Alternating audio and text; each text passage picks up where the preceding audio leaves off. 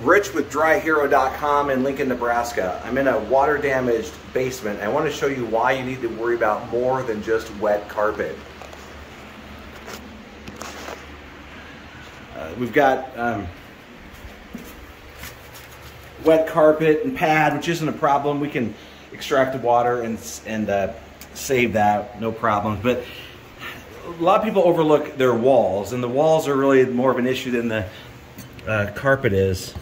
And so we've pried this back a little bit to show you a little bit. It's hard to see there, but obviously the back of the trim is wet, but we've got some mold growth on that wall.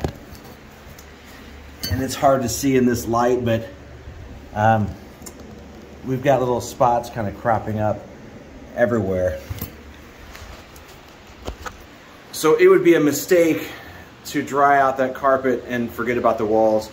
Most of the issues we see with mold growth revolve around that. Don't make this mistake in your own house. If you have questions, you want your own house looked at in Lincoln, Nebraska, call 888-DryHero or visit us at DryHero.com.